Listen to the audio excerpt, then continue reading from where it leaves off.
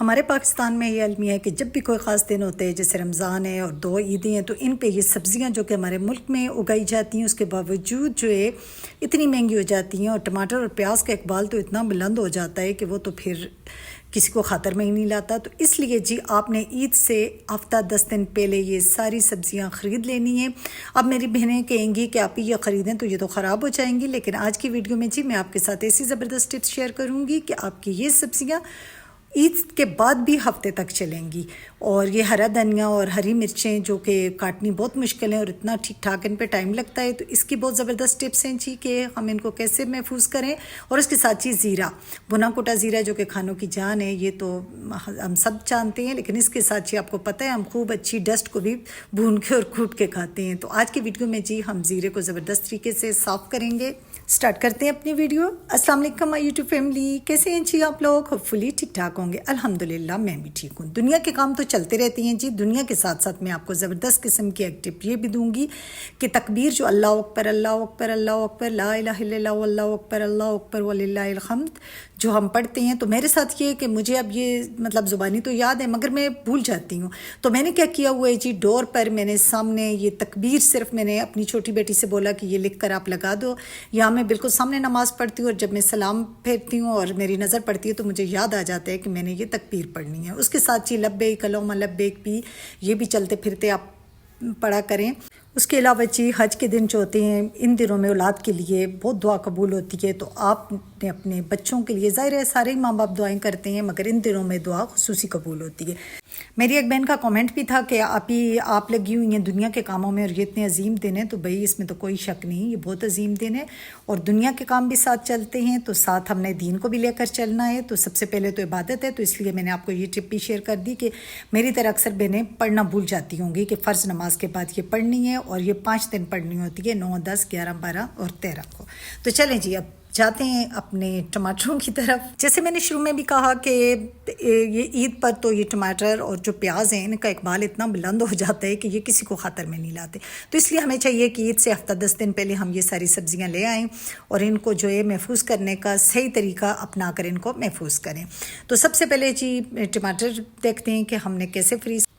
टमाटर तो मैंने ये फ्रीज़ कर लिए हैं, आपको नज़र आ रहे होंगे, बिल्कुल फ्लैट करके मैंने फ्रीज़ किए थे ताकि ये जगह भी ज़्यादा ना घेरें। और जब हम इनको निकालें, सिर्फ मैंने 10 मिनट बाहर छोड़े हैं, तो ये हल्के से नरम हो गए, यानी कि ये मेल्ट नहीं हुए, लेकिन इतना हुआ कि ये छुरी से जब मैं इसको ठोकर लगा रही हूँ तो ये इजीली टूट रहे हैं। अब जी मैंने एक डिब्बा लिया और अपने खाने के हिसाब से, जैसे कि आप ज़ाहिर है अपने घर को समझती हैं कि आपको कितना चाहिए, तो वैसे तो जो क्यूब्स बना कर रखते हैं वो तरीका भी अच्छा है, लेकिन वो लाडला काम बड़े कामों में नहीं चलता।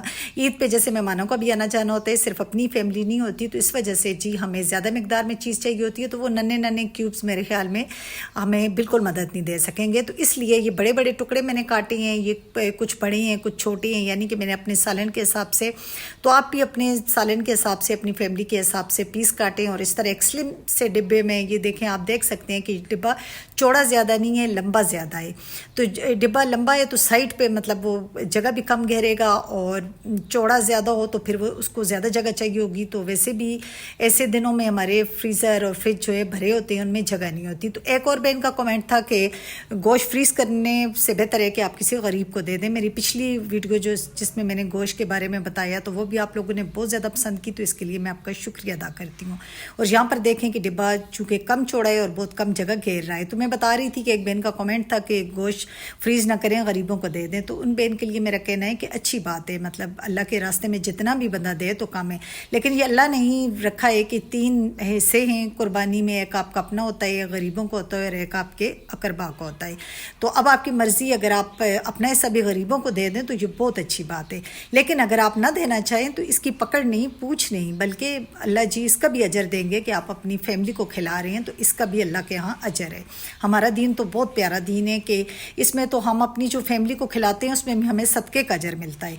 तो यहाँ पर देखें जी, कुछ बहनें चाहेंगी कि हम शॉपर में डाल के रखें, तो आप इस तरह भी रख सकते हैं। आप देख लें, मैंने दोनों चीज़ें बता दी हैं, शॉपर में से भी निकालना इजी है, डिब्बे में से भी निकालना इजी है। तो अब इसको रखते हैं जी फ्रीज़र में। तो यहाँ पर देखें बिल्कुल साइड पे आया है और इसके ऊपर ही मैं शॉपर भी रख दूँगी, तो ये बिल्कुल जगह नहीं घेरेगा और निकालना भी बहुत ईजी होगा। जब हम सालन बना रहे होते हैं तो सबसे मुश्किल काम हमें लहसुन अदरक को कूटना या उसका पेस्ट बनाना मुश्किल लगता है। और बार बार लहसुन थोड़ा थोड़ा छीलना और कूटना, ये तो मेरे ख्याल में अब फैशन ही ख़त्म हो गया। बहुत ही कम बहनें ऐसी होंगी जो करती होंगी, तो वैसे ज़्यादातर लोग इसी तरह रखते हैं। तो अब यहाँ पर देखें जी, ये मैंने फ्रीज़ किया हुआ था, काफ़ी ज़्यादा मिकदार में लहसुन था, और इतनी ज़्यादा मिकदार में लहसुन अदरक छीलना और उसका पेस्ट बनाना आसान नहीं है, लेकिन जो तरीका मैं करती हूँ वो बहुत आसान है और उसकी वीडियो भी मेरे चैनल पर मौजूद है। यहाँ पर भी जी चूँकि बड़ा काम होता है, ईद पे ज़्यादा मिकदार में सालन बनते हैं, तो इसलिए हमें थोड़ा ज़्यादा चाहिए, ज़्यादा मिकदार चाहिए, तो हमें वो क्यूब्स में जो हम बना के रखेंगे तो वो काम नहीं चलेगा। तो यहाँ पर देखें मैंने ये निकाला है जितना मुझे चाहिए था। तो अब इसको मैं अपने सालन के हिसाब से इसके पीस कर रही हूँ। अगर आपके सालन की मिकदार ज़्यादा होगी तो आप 2 डाल दें, और अगर कम है तो 1 डालें, उससे ज़्यादा है 3 डालें।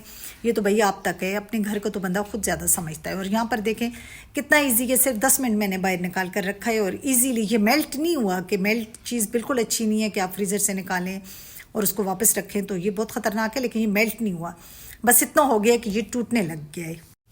अब जी ये वाला डिब्बा भी मैंने वो टमाटर वाले डिब्बे पे रख दिया, और आप देख लें जी इतनी थोड़ी सी जगह पे हमारे अच्छे खासे सालनों का काम हो गया है, कितने दिन ये चल जाएगा।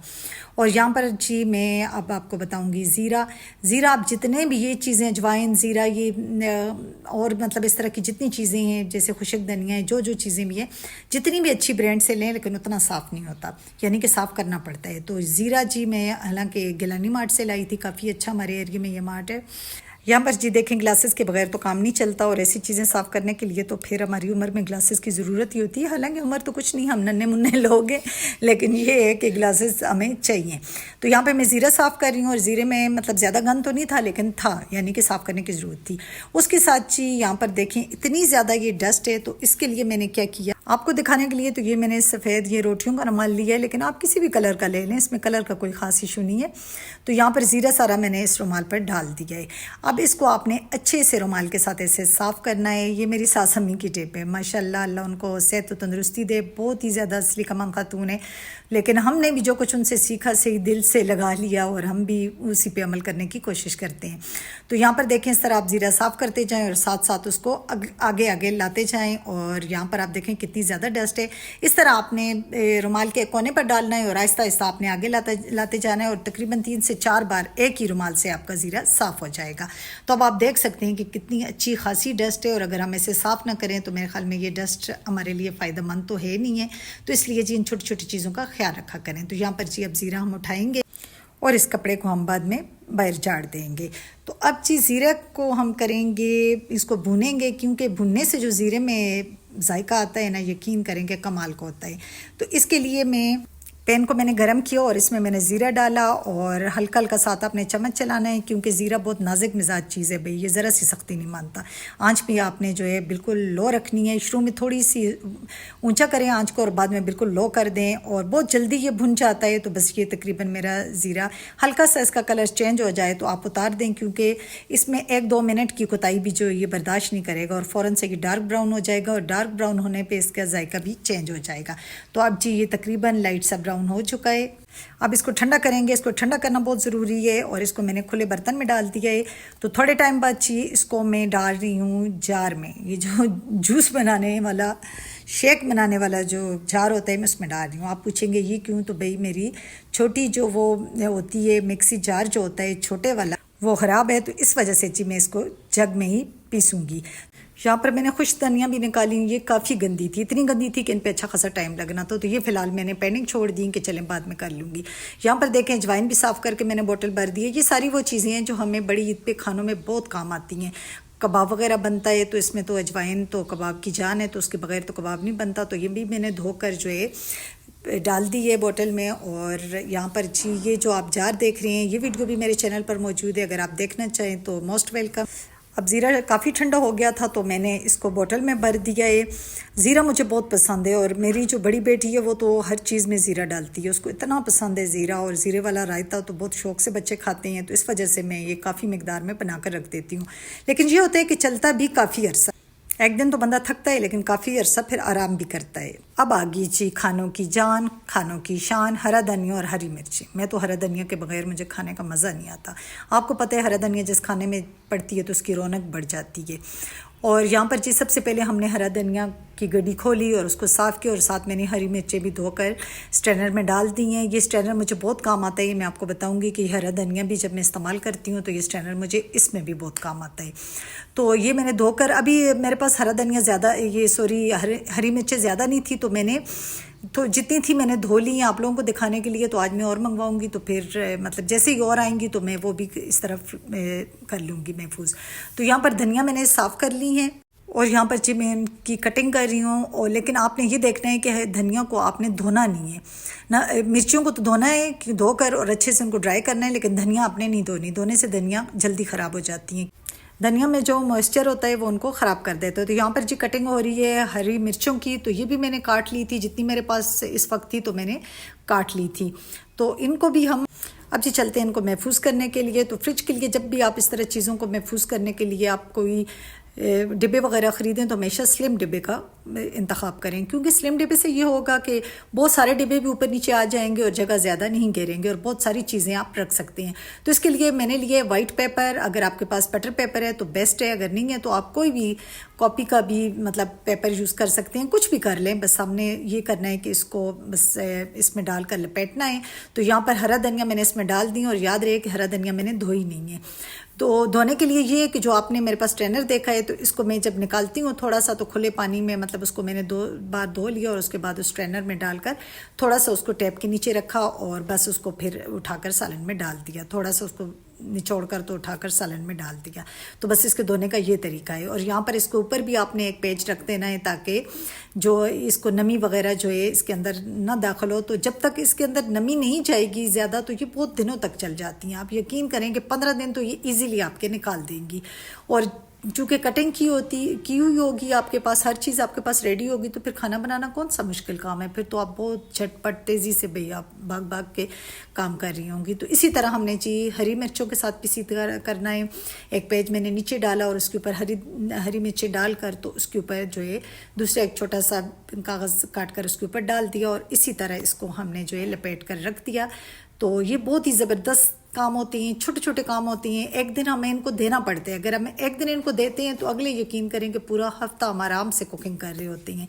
तो आजकल मेरे घर में रेनोवेशन चल रही है और काफ़ी काम होता है, तो ये सारे काम आज मेरे लिए करने मुश्किल थे, लेकिन मैंने आप लोगों के लिए वीडियो भी बनानी थी और करने भी थे। ज़ाहिर है ईद भी अब करीब आ रही है, तो इस वजह से जी आज मैंने ना मतलब टाइम नहीं निकल रहा था, लेकिन मैंने ज़बरदस्ती निकाला कि ये काम मैं सारे फिनिश करूँगी। और यहाँ पर देखें ये डिब्बे मैंने फ्रिज में रखे हैं और ऊपर नीचे होने की वजह से ये बिल्कुल भी जगह नहीं घेरे। तो ये देखें जी, ये जो बड़े आपके कपड़े हैं, जो आपने चीज़ें धोनी हैं, बेडशीट्स वगैरह हैं, तो वो भी आप ईद से एक हफ़्ता पहले ये धोकर बिल्कुल फारिग हो जाएँ, ताकि ईद तक सिर्फ जो कपड़े पहनने के होते हैं ईद से 1 दिन या 2 दिन पहले सिर्फ वो धोएं।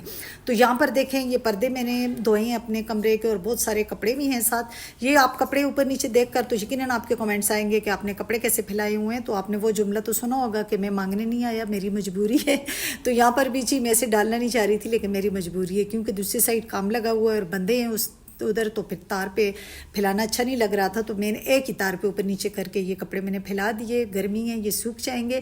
तो इसके साथ ही मैं अपनी प्यारी बहनों से इजाज़त चाहूँगी। मुझे दुआ में याद रखना है। Thanks for watching. अल्लाह हाफिज़।